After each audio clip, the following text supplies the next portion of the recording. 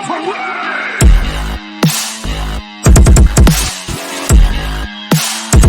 we have a problem.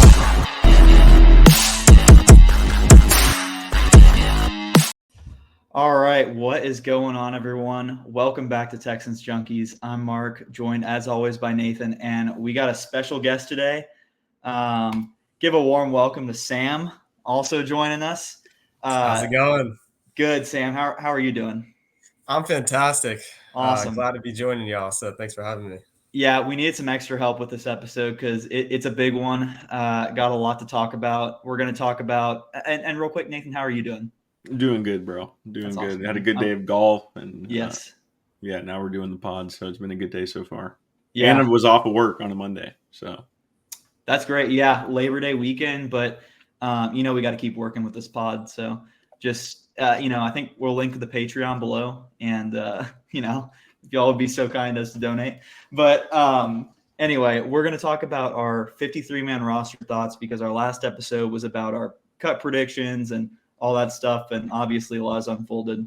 And then we're going to go into our season award predictions, and we're going to talk about the Week 1 preview because football is back, Week 1 this week. So we're all super excited. And by the way, we have football Thursday, Friday, Saturday, and Sunday. NFL football is 4 days in a row, and it's going to be crazy. This week? Yeah, Thursday, Friday, Saturday, and Sunday. Is that because of Brazil?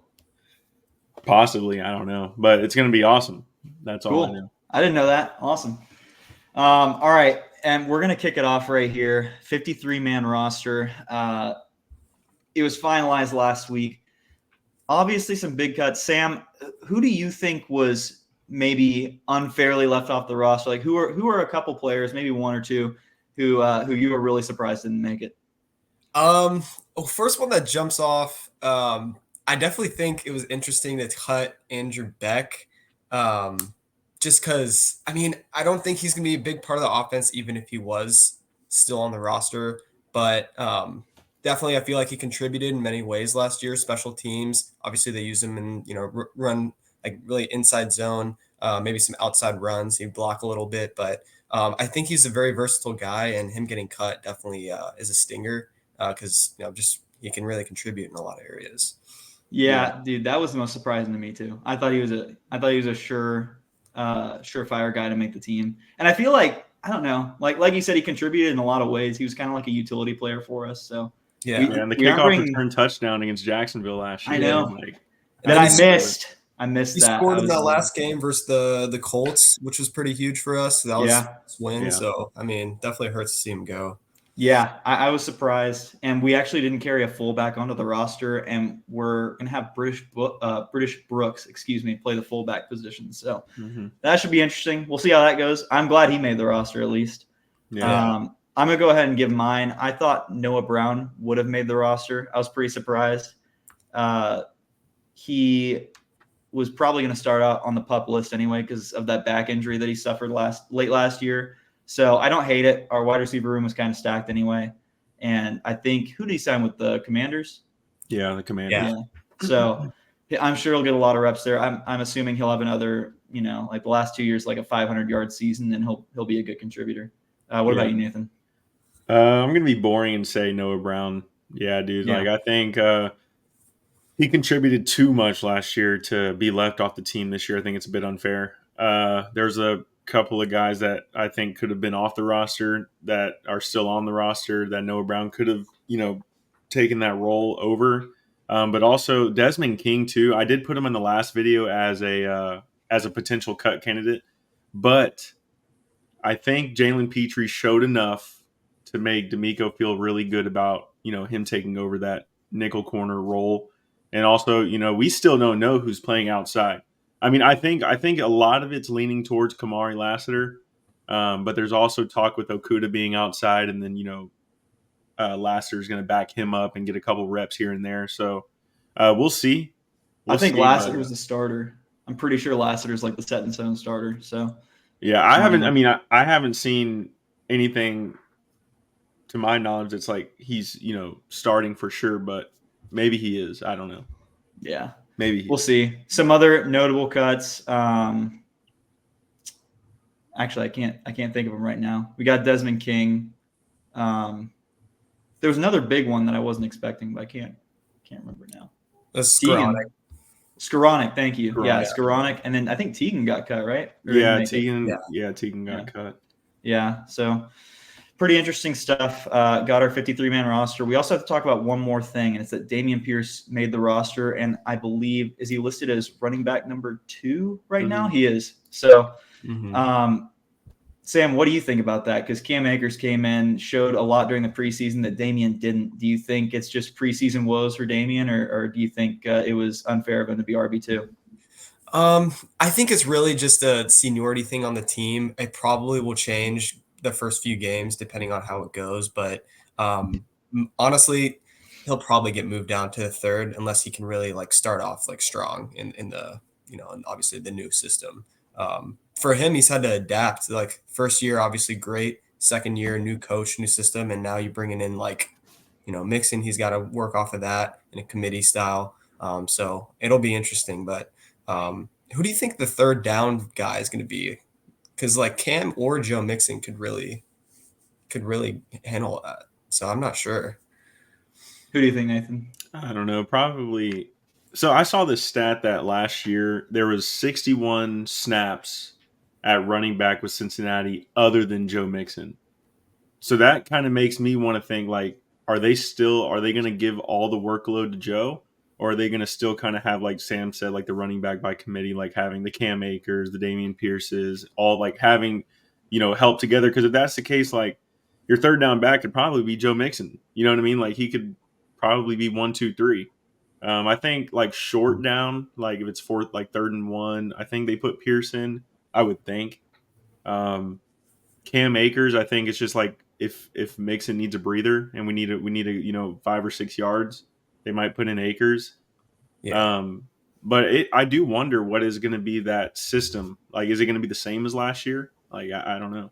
Yeah, and I also wonder what is Dario Ogunbowale's role going to be at all. Like, I think he's going to mainly be special teams, if anything. He might come in if it's either we're blowing someone out, we're getting blown out. But, I think there's a lot of uncertainty to start the season on both sides of the ball. But I think running back's far and away the biggest question mark. Right. So it's going to be interesting. I can't wait to see week 1 what we do here against the Colts, who have a very different look at running back with their stud, Jonathan Taylor. Let's move on to season award predictions for this upcoming year. We were really excited about this one. Basically, we're just going to go through each award, MVP, Defensive Player of the Year, etc., and we're each going to give our pick for who wins the award. Going to be awesome. We've all expressed that we have some surprises and some fun choices. So I have a funny feeling that this first one's going to be pretty predictable. Nathan, how about you start us off, because I'm 99% sure who you're going to pick here. Yeah, I'm taking CJ Stroud. I'm taking CJ Stroud. One, because I bet on him to win MVP already. So that's first. And honestly, I think according to the book, he's like 4th in odds right now. Like he's in 4th behind Mahomes, Lamar Jackson, behind Jackson, Allen. I think it's just Jackson and Allen. Mahomes so I think he's got to be the front runner. Mahomes. I was shocked if I'm not too positive. I definitely will check, but so I've already bet on him to win MVP. He got votes last year as a rookie. And if we think how he's going to play this year is going to be, exponentially better than it was last year, it's going to be hard to do because he played so well. But you have 3 number ones. You have Dalton Schultz. You have Joe Mixon who can, help him out, run the ball better than Singletary. Even though he was helpful last year, he's going to run the ball better. Probably a different look at offense with Bobby Slowick, I would imagine, just because you have 3 number 1 receivers now, plus a running back plus Dalton Schultz, and you would think a healthier O-line. No one's gotten hurt so far, knock on wood. For real. So I would think a different look at offense is going to happen for sure. He's got some high expectations. Like everyone's expecting. Some people are predicting a sophomore slump, but I just don't see it with the weapons he has. I think he's going to continue to grow. So we'll see. Yeah. Sam, what about you? Who do you have? I also put CJ Stroud. I just think we have too many options offensively to for him to fail and have a slump. Obviously, anything could happen, but I just don't see it really happening. Joe Mixon adding that more of a, versatility on like the shorter pass game also helps as well. And then, yeah, obviously a lot of it honestly boils down to the O line. Like as long as they can stay healthy, we have, LT obviously balling out like he did on the left side. And then who plays right? Is that Kenyon? Titus Howard. Or Titus Howard? Yeah. Yeah. Very curious to see how he gets back into it after the injury. But as long as they can stay healthy in the trenches, then yeah, he has time to throw. I think it's MVP season. 100%. We'll see. I'm a Titus Howard believer. Nathan has his reservations. We're gonna see who's right after this year. If he can stay healthy and he plays some good ball, then I guess I'll have bragging rights. But if he gets hurt, then I'm definitely gonna hear it from Nathan over the phone for sure. And guys, the book I'm looking at right now has CJ tied for second. Mahomes is first. So you got some good betting odds when you place your bet. So I got him at plus 1,500. He's now plus 850, tied with Josh Allen. Nice. You got good odds. Yeah. So unfortunately, I placed that bet last year. Did not pan out. Don't want to talk about it. I also, I took the Texans to win the Super Bowl last year. Took CJ to win MVP. All that stuff. So well, to cap it off, my MVP winner is also CJ Stroud. In every single category, I had multiple options. And except for this one, I only had CJ Stroud, which we'll see what happens. Like we've all said, I think is going to prove a lot this year. I have a little bit of a sleeper pick. Obviously, Mahomes was one of them.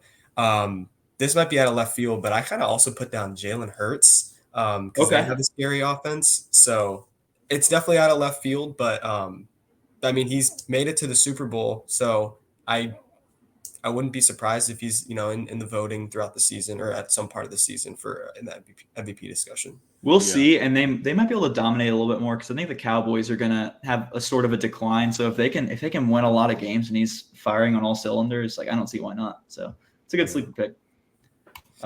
Offensive Player of the Year. I'm going to start us off with this one. I deliberated between two players, and I'll reveal both of them. I'm going to go with Tyreek Hill to, I believe, a repeat. I think he won last year. I just think that McCaffrey won last year. Yeah, You're right. I'm sorry. McCaffrey did win. I'm still going to go with Tyreek Hill. I think he played 14 or 15 games last year. I think he's going to play all 17 this year, and he's going to crack 2,000 receiving yards. I just think he's got it in him, and I think he's the best wide receiver in football right now. Justin Jefferson obviously comes to mind too, but I think he's going to win it. And then my runner-up is Bijan Robinson. I think he's going to have a huge workload this year. Running backs don't normally win, even though McCaffrey won last year. Usually it's a wide receiver. But I could definitely see him making a huge leap this year and just having a ton of all-purpose yards. So I want to hear from y'all. Nathan, who do you have for Offensive Player of the Year? Yeah, so obviously, if you don't know already, I am not a Cowboys fan. I do believe CeeDee Lamb was overpaid a little bit, but I have him winning Offensive Player of the Year. He is a stud. Any team would be lucky to have CeeDee Lamb at wide receiver as their number one. Now, $34.5 million a year. I mean, it's a little much for me, but he's definitely in that 30, 32 range. But he is amazing, dude. And I think Dak is a great regular season quarterback that will give him the ball. And, now Brandon Cooks is, aging, and I guess Turpin's their 3 now. So, he's not really going to make that much of a difference. So I think he's going to get a lot of touches and a lot of targets. So I have him winning Offensive Player of the Year. Yeah, as Jerry said, they went all in this year and got 0 running wide receivers who are going to make an impact. So. Guys, they have Dalvin Cook and Ezekiel Elliott. They're good. I forgot. My bad. Yeah, Jerry thought it was 2019, but it's all good. Yeah. Sam, who do you have as Offensive Player of the Year?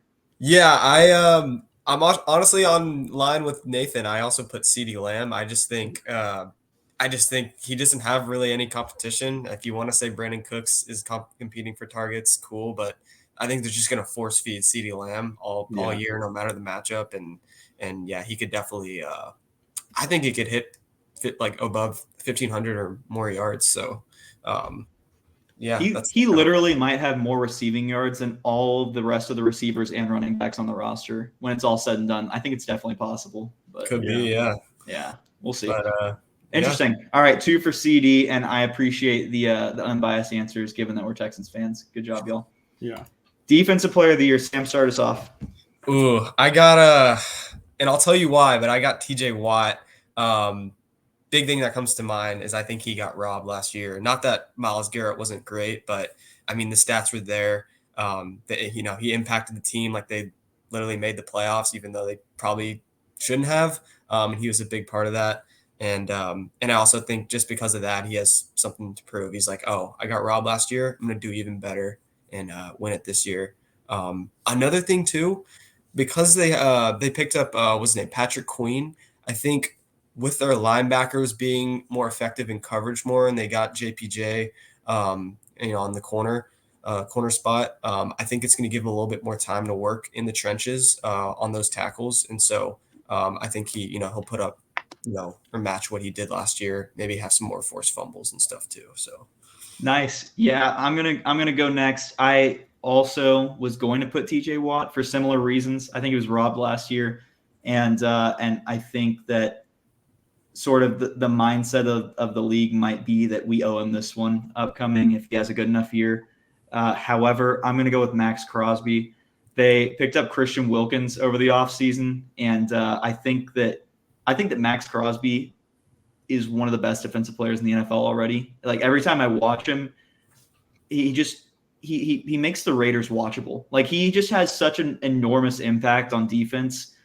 He is a QB wrecker, and I think Christian Wilkins is going to really take the load off him a little bit. They need some help on the D line, and even though I don't agree with the Christian Wilkins move in the long run for the Raiders, who aren't really competing for anything right now, I think that's going to let Crosby eat, and I don't know, I could totally see him just having like an enormous tackles for loss number and sacks number. So kind of a dark horse one there, but I really like his play style. Shout out Max Crosby.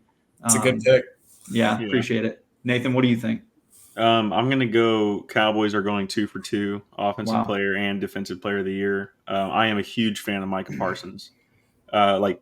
Micah Parsons is really, honestly, I think one of a kind. He's so fast, and I'm not saying TJ and Nick aren't fast guys, but he can take on guys I think he's been a pivotal part of the Cowboys organization since he's been there. He's shown it since he won Defensive Rookie of the Year. I think he's going to win his first Defensive Player of the Year. Now he said some stuff like, he's better than Myles Garrett, he's better than TJ Watt. I don't necessarily agree with that. But I do think he'll have a better season this year. And by the way, I just want to let y'all know, Will Anderson Jr. is 7th, according to Vegas, to win Defensive Player of the Year. 7th in odds. Behind Aiden Hutchinson, Crosby, Garrett, Bosa, Watt, and Micah. Just letting you know. Yeah, I mean, I get it, though. Like, he's entering his second year. He only had 7 sacks last year, and Daniil Hunter is going to be competing with him for stats, so I kind of understand that. I like the Parsons pick. The only thing I'm hesitant about with him is that the Cowboys, again, didn't do enough, and that defense is going to be on the field a lot, and I don't know if he just has the help that he needs. We'll see. I mean, he's another person. Every time you watch him, like, your eyes are just glued to him when the Cowboys are on defense because he's always going to do something awesome. So yeah, and I also think DeMarcus Lawrence is very underrated on that defense. That guy's he can wreak havoc for sure. Yeah, and we'll see if Parsons gets paid too. Yeah, I don't know how they're going to afford him, but we'll see. I don't either.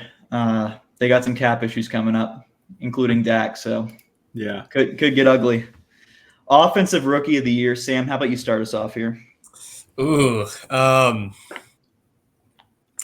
got Marvin Harrison Jr. I just think he's going to go crazy this year. And we'll see. It's all dependent on Kyler, but I mean, that guy is just so good. Like I was watching his highlights the other day in college, and he's got all the skills. He can play obviously in the slot. He's good size, and he can play on the outside, and so he's very well-rounded wide receiver. And if Kyler's healthy and throwing the ball well, yeah, I think he can definitely maybe even eclipse like over 1,000 yards. So Yeah, that's a good pick. And behind him, they got Michael Wilson and Greg Dortch, so he could definitely have a huge target share. yeah, Nathan, how about you? Yeah, I'm not gonna overthink this too much. If we're going off of who we think is gonna win, I'm going Caleb Williams. I don't think there's anything to like. We shouldn't. I don't think Marvin Harrison's a bad pick, obviously. Um, but Caleb Williams has three. He has two number ones and a rookie who is a top 10 draft pick, along with Cole Kmet, along with a DeAndre Swift, along with a somewhat decent O line. And yeah, I just don't think there's anything to overthink there. Caleb Williams has he's in the best scenario number one draft pick has gone to in a very long time, and I think he's going to do big things in Chicago with the roster they put together. Yeah, I think that is the correct pick. And judging by Puka Nakua's unbelievable year last year, yet Stroud still won it, I think this is most likely going to go to a quarterback. Whether or not that's the right thing to do. But we don't make predictions for the correct pick. We make predictions to be remembered forever in history. And that's why I'm going with Bo Nix as Offensive Rookie of the Year. let's go. Listen, you could go the Caleb route. You could go for the highest betting odds. But I think Bo Nix is going to surprise some people this year. And sure, am I arguing because I truly believe it? Not necessarily, but I've been pounding the table for Bo Nix ever since he declared for the draft, really. And I just think, you still got Cortland Sutton and Marvin Mims there. He's going to be throwing the ball a lot. Sean Payton comparing to Mahomes, Sean Payton's going to be making sure he gets his reps in throughout the game. I think Bo Nix gets close to 4,000 passing yards this year and really surprises a lot of people. So that's going to be my pick. I don't think it's right. I don't think it's right, but just trying to spice things up a little bit. I think Caleb is the most likely pick. Yeah. And if I had a dark horse to choose, I would say Malik Neighbors, just because I think he's going to get a lot of targets. Yeah, he should definitely. Now, whether Daniel Jones can get it to him, I don't know, but he's definitely going to look at him.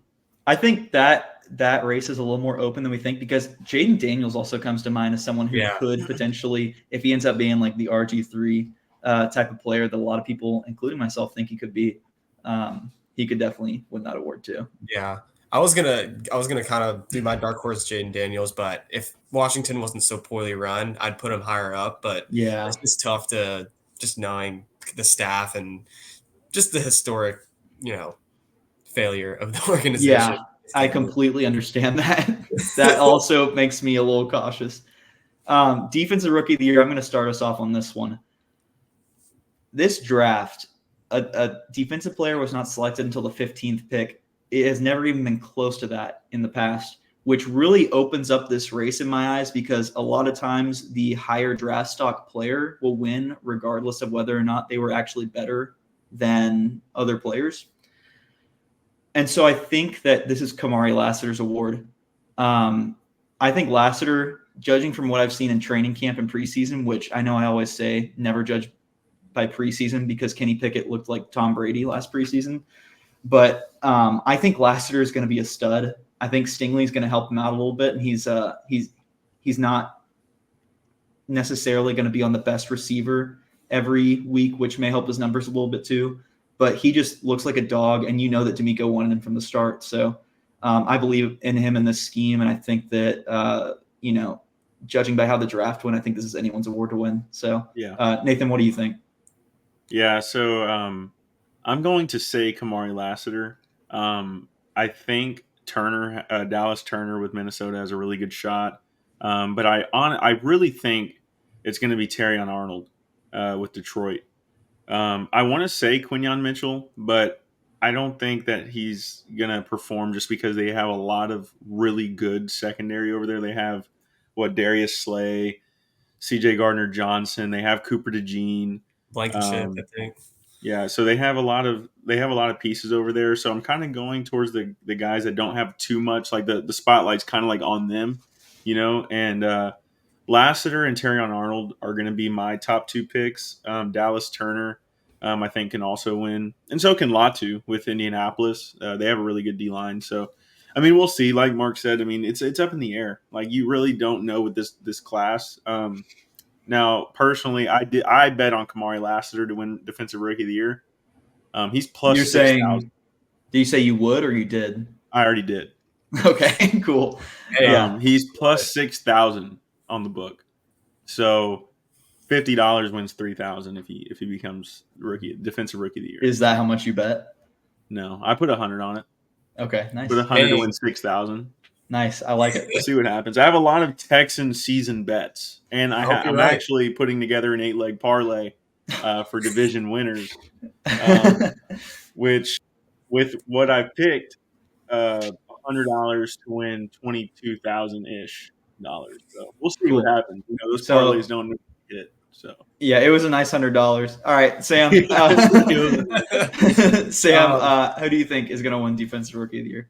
Yeah, kind of what you were saying. My pick's not Kamari, but it's such a weird draft, like from the defensive standpoint, because there are so many offensive needs. Obviously the quarterback position, wide receiver, holes to fill. But I kind of have a little out of left field pick. Rams linebacker Jared Verse.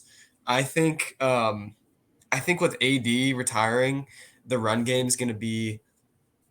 It's not going to be the best. And I think a lot of running backs breaking out, he's going to just eat up tackles. Like, I think he's going to have good numbers, and they need him to make an impact from the jump. So that's kind of the guy I was going for. Kamari was definitely somebody I was considering as well. That's a good pick, and I think the Rams are going to be a really good team. So the spotlight will definitely be on him. And he's from Florida State. Who was the other Florida State player? It was like Braden something. Oh yeah, I can't Braden Fisk. That's who it was. Fisk. Yeah, but I think Verse was a first rounder. If I'm not mistaken. Yeah. That's a great pick. Good I pick. think it was at the end, but yeah, they definitely needed like linebacker help. Losing AD, I mean, you can't replace that guy, but if you can at least get some like mid-level, linebacker secondary help, at least in the run game, I think that's where he's going to step in. Yeah, 100%. Okay, excellent. We have two more categories. Coach of the Year. Nathan, how about you start us off? DeMeco Ryans, he was robbed last year. Kevin Stefanski, look, they're lucky that they do this voting before the season end, before the postseason, because if they did it after our first, after the game with the Browns, it would have been to DeMeco Ryans. He outcoached Stefanski. Stefanski outcoached DeMeco the first time because we were without C.J. Stroud. We had Case Keenum, who didn't even look like an NFL quarterback. But yeah, he got robbed last year. I think he'll get his get back this year, which is actually, I saw somebody make this point. It's going to be kind of hard, right? Because normally like the coach of the years goes to like the guys that went from nothing to something. And so now you're going to kind of hope that he gets the coach of the year from going 10-7 to like 12-5, right? Or like 13-4, which is going to be kind of hard to do unless he wins the AFC, which he might get coach of the year if that happens. So that's an excellent point, and that exact logic is why I'm choosing Jonathan Gannon as my Coach of the Year winner. Arizona Cardinals. Another thing that Nathan and I have disagreed on is how the Cardinals are going to do this season. I think they're actually going to be a respectable football team, maybe flirting around 500. But I think that they're going to be in the wild card conversation up till the last weeks of the year. And, like we just said, regular season success is the most important thing with these awards. So I feel like Jonathan Gannon is going to take what a lot of people see as a depleted, underwhelming roster and make them contenders for flirting with a wild card spot. And I think that's going to be enough to get in the bump. I really like what he's done with the lack of talent. And I think Kyler Murray coming back, some really exciting additions, through the draft and, among some great players that broke out last year. I think they're going to have a pretty decent team. So yeah, my pick's Jonathan Gannon. Sam? I was going to also go Gannon. Give me Andy Reid, bro. I feel like he gets overshadowed a lot because he obviously has the best quarterback in the game. But if they can put together, obviously another season to where they're reaching the AFC. I mean, I know that the playoffs doesn't matter, but if they can put in like a dominant season, I think they give it to him. I mean, he's time and time again, he proves that he's just a mastermind. And just because they didn't come from nothing and they're defending champs doesn't mean he shouldn't be given the award. So I was going to go Gannon just because like it's obviously a much better story. You're going from being a pretty bad franchise over the last few years, but yeah, Andy Reid's the GOAT. So I think he should get it. That's a good pick, and it's probably the right pick in the past. I don't know if he's ever won Coach of the Year. He won in 2002. Yeah, so he won a long time ago. It's been a long time, and I am shocked that he hasn't won since. Like, Yeah, it's crazy to me. It's crazy. Yeah, it says everything about that award, though, that he hasn't won with the Chiefs in this dynasty. And I guess, I mean, did he coach the Eagles in 02, or was that a previous stint where he won? Yeah, I don't know. It might have been the Eagles. It might have been someone else. But I saw someone talking about it a couple of days ago that he won in 2002 and hasn't won in, well, now 22 years. So it's like, Jesus Christ. Like, he's been with the Chiefs, who have been such a dominant franchise for, 4 years now, 5 years. Like, yeah, that's honestly a travesty. Like, that's a wrong that needs to be righted. So that's a good pick, Sam. All right, Sam, go ahead and bat lead off for us. Comeback player of the year. Who's it going to be? Oh gosh. I honestly couldn't really decide on one. I'm just gonna throw one out there. I guess James Conner. It's kind of out of left field for sure, but I don't know. I mean, I really couldn't think of somebody. That's okay. That's all right. Because obviously, you know who was like contention last year, like freaking guy from the Bills. I forgot his name. DeMar Hamlin. Yeah. Literally just because he almost died. So it's like, you know, it's just weird. Yeah. No, it's true. Conner, I feel like he's never been like truly dominant to where it like shows up on the record. But with them adding Marvin, Kyler getting healthy again, I think it's going to really open up for him to just have like another bounce back year. And if he can help them get to the playoffs, I think he has a good case. I you know what? I'm not gonna lie. I would be appalled if James Conner won this award, but I like the pick, and I respect the honesty. Nathan, who do you think's gonna win this award? So I have 3 players. One, we can all go with the favorite, Aaron Rodgers. I don't think he's gonna win, but we can also go Chubb. We can go Chubb. We can go Tank. We can go Burrow. We can go AR. I mean, there's a ton of people that Deshaun. Yeah. Right? I mean, I know that's a tough subject, like with us, but I think I'm going to throw up. Like Kirk Cousins, Russell Wilson. I mean, there's tons and tons of really good players that could win that award. But yeah, you can go Trayvon Diggs, right? I mean, you can go to a lot of players. I'm going to say Tank Dell. Nice. Because he could reach 1,000 this year, which is better than what he was last year after a horrific leg injury, and going through the stuff he went through in the offseason, getting shot. So he's been through a lot this offseason and last season. But, I mean, obviously the easiest pick, I feel like, for anybody is Aaron Rodgers. Yeah. So I'm going to go Tank Dell. If Tank Dell breaks out and becomes the wide receiver 1 of this team, he will win comeback player of the year, in my opinion. He could win offensive player of the year in some eyes. I mean, if he really goes off 12, 13, 1,400 yards, he could. Yeah. So we'll see. Yeah. All right, my pick. Get ready for this one. So we just talked about last year's award. DeMar Hamlin, the clear front runner all year. Who won the award? Mr. Flacco. Joe Flacco. And why did he win? It's because in the last 5 weeks of the season, he carried the Browns to the playoffs with amazing quarterback play for a guy who we all thought was washed. DeMar Hamlin, basically his name was written in that award to start the season. Everyone thought he was going to win it just because he died on the field, guys. I mean, come on. So, so listen, here's what's going to happen.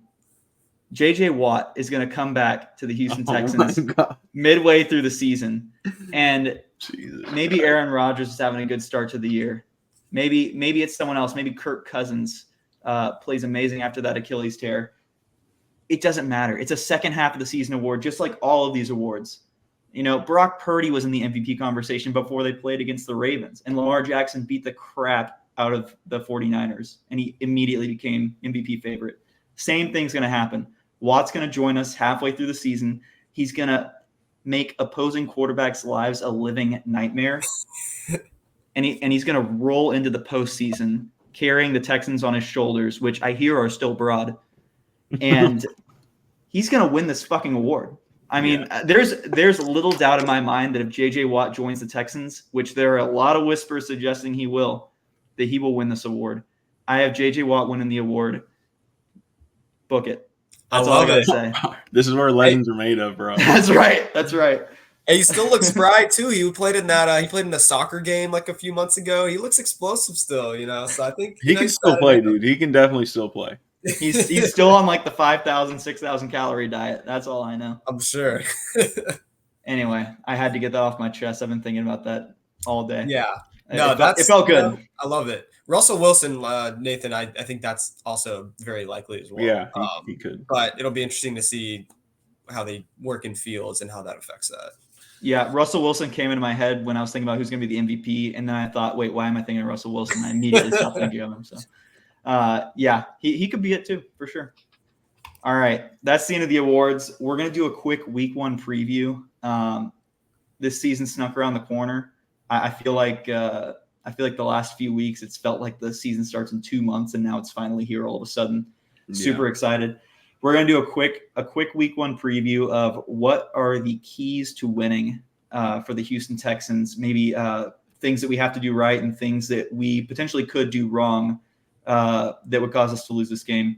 Nathan, what are some key things in your mind that the Texans need to do right or that they could do wrong?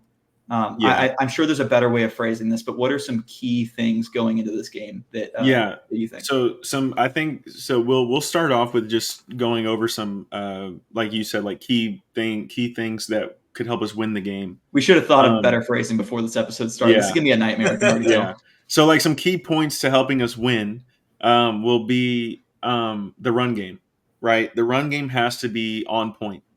We haven't seen Joe Mixon play pretty much at all. Media types have seen him in practice, but that's the extent of it. The run game has to be on point. I'm very interested to see who's going to be in the, how many touches Mixon's going to get if Dameon Pierce gets in the game or Akers or British Brooks. That's going to be crucial to winning this game is getting the run game going, right? Another one is seeing how well CJ can throw the ball to his 3 number 1 receivers, seeing if they can gel together, see if the chemistry that they've been working on for the last 2 months has paid off, right? And here's my biggest one. Bobby Slowick's calls have to be on point. Mark has and he's talked about it before, that there were plenty of times, and everyone's seen it last year, where he made some very questionable calls. Like running the ball on 3rd and 3 or 3rd and 4 when it should be a pass, or running play action when they're going to send the blitz on 3rd down, right? Like that's known. That's going to be key to winning this game, in my opinion, is Bobby Slowick being, sticking to his gun and put into what you put into like the preseason, right? The preseason games into action. We look so good on offense. Another thing is too, like on the defensive side of the ball, it's going to be crucial for Kamari Lassiter. If he is starting on the other side of Derek Stingley, it's going to be big for him to, to step in that role as CB2 and lock down a guy like, is it Josh Downs over there? Is that their wide receiver too? Hurt week 1. I think it's AD Mitchell. Mitchell or even Pierce. AD Mitchell too. I mean, one of them, right? Also Petrie, we got to see how he's going to work in his new role. We got to see who they're going to put at safety. We don't really even know, right? We could be MJ Stewart. It could be Kalen Bullock. I think it's Bullock and Ward. Let me check. Yeah, and by the way, last year when we lost to the Colts, we didn't have Petrie or Ward. So we have both now. We also didn't have a healthy O-line. We have all that. So this week will show you what the Texans can be at full health, because there's no one I know that's significant that is going to be hurt week 1. Oh, except for Christian Harris. Christian Harris will start the year off on IR, short-term IR, so he'll miss 4 games. I'm extremely concerned about that. I'm glad you brought it up, because Christian Harris is the type of person who we have as the spy, and going against a quarterback like Anthony Richardson, you have to have Christian Harris, for a quarterback like this. We used him for, I believe, Lamar Jackson and Kyler Murray whenever we played other running quarterbacks. So I'm extremely concerned about that. But sorry to cut you off. Yeah, no, it's true. And then we'll get into that stuff like when we go into our key points of what could go wrong. But like you said, the linebacker play is going to be tough. You're going to have Henry T starting. You're going to have Azeez Al-Shaair starting. But after that, I mean, what do you got? I mean, you got Neville Hewitt. I think they're going to call up Max Tooley for this game. But then you have Jamal Hill, the rookie, the 6th round pick. He's not even listed. They have Delshon Phillips. Oh, there you go, Delshon Phillips from the Ravens. He's gonna, he's played NFL football. He's gonna know how to handle these things. But guys, the defensive side of the ball is a little scary for me just because the D line. Even though I'm a big fan of Foley Fatukazi, I'm also a big fan of Azeez Al-Shaair. But it's the depth I'm worried about. If something goes wrong with one of those guys, what do you have? Right? You have Khalil Davis behind Foley. You have Delshon Phillips behind Azeez. It's going to be tough, but we have to be on point on all those things to win this game. Yeah, and obviously Danico Autry is suspended for the first 6 weeks of the season. That definitely hurts. Sam, go ahead and talk about some of your key points. Yeah, I agree with your first point you brought up. Definitely got to have good O-line play so we can run the ball. Setting up the pass is going to be crucial to beat the Colts. And so we managed to snake out of that game last year, not running the ball amazing versus the Colts. But luckily, our pass game was on point, and, we got a few calls our way in that drop pass. But yeah, definitely for game one, run the ball. And I think too, you're not going to be able to really stop Jonathan Taylor just because no Autry, no Harris. Definitely the interior, at least on the interior. I'm not really worried about outside runs because I think Daniil and Will are great at limiting those, but I think we're going to get killed up the middle. But, with Josh Jones probably not playing, it should make it a little easier on a lot of the linebackers in the secondary. And I'm trying to think, obviously just getting to a good groove in the pass game, and then we should be fine versus the Colts. Yeah. We did that episode earlier in the year predicting each game for the Texans. I had us losing this game. I think this game could be a pretty big wake-up call for us. I have a funny feeling, and I don't want to, summon this, obviously, or manifest this, rather, but I think this could be a wake-up call, and there's going to be a lot of media rhetoric asking, are the Texans really, written in stone as the champs of the AFC South? I think this could be a wake-up call that we need. But I do believe in us to win this game. I think we're the better team, of course. You know how I feel about the Colts. I think they're going to be really good this year. I think the only key, there's two. The main key to winning is stopping Anthony Richardson and Jonathan Taylor. We got very fortunate week 18 last year that pass wasn't caught because they were marching down the field and Taylor was destroying us all game. He was killing us. He and Zach Moss. So I think we have to be able to stop him. Anthony Richardson's very dangerous. When we played really early last season, he was killing us. He had 18 fantasy points in the first quarter alone. He was doing unbelievable. So I think that's going to be a huge area. The biggest concern is stopping the run game, especially with the people out that we already talked about. The second thing in my eyes is we have to pass the ball and a lot because their weakness is their secondary in my eyes. And if Bobby can just focus on throwing the ball and not, I swear to God, Bobby Slowick last year, he would run the ball 3 straight downs and we punt it. And it's just why do you do that when you have CJ Stroud at quarterback? Other teams don't do that with their star quarterbacks and the way he ran the ball. I mean, I could get back into it, how he would, Dameon Pierce is his first and second down back, and then we need 2 yards. We put in Singletary. It's it should be flipped, Right. But I'm really hoping he doesn't screw up the run game this year. I like the continuity aspect of keeping him. I just hope that he learns from his mistakes. But you have to air out the ball. You have to let CJ throw it and be confident. And if we can just eat up this Colts secondary and start putting points on the board really quickly, we can really take the air out of their tires and turn this home game into an away game for them. So we have to be aggressive on offense and stop the run game. Yeah. No, 100% agree. And I'm going to go over some of the points of what could go wrong. Starting off, Shane Steichen out coaching D'Amico Ryans. Shane Steichen is coming back with a vengeance. You know, he put in a third string running back, even though his first and second string running back were doing amazing the whole game. And that, I mean, potentially lost them the game, right? Because he dropped the ball. It wasn't a perfect pass either, but yeah. Yeah. No, I'm not saying like, oh, anybody could have caught that, right? Like, no, Gardner Minshew let him a little outside. But Shane Steichen out coaching D'Amico is a very real possibility, right? He was up for Coach of the Year just as well as D'Amico and Stefanski and Dan Campbell and all those guys. He's up there, right? Another thing, we've already talked about it a ton, but not stopping the run. We would think that our run defense is going to be better this year. It could have been better with Danico Autry and Christian Harris on the field, but Foley Fatukazi has shown that he is a big body to have in that middle to stop those runs. He can plug up the middle and you know, kind of make their lives miserable. And that's going to take some help setting the edge too, right? Like you have to stop the outside runs, the inside runs by sliding inside and good communication with the defense. I also think Anthony Richardson looked, like Mark said, fantastic when he played against us. But we also made Zach Wilson and Desmond Ridder look like Pro Bowlers. So I don't want to necessarily like say like, oh, Anthony Richardson's this, and that because he did that to us. But like Zach Wilson got released, Desmond Ridder's on a practice squad. Like, you know, it could go either way. So I think Anthony Richardson giving us hell is a real possibility. We just have to, you know, stop him. Jonathan Taylor's always been a problem for anybody.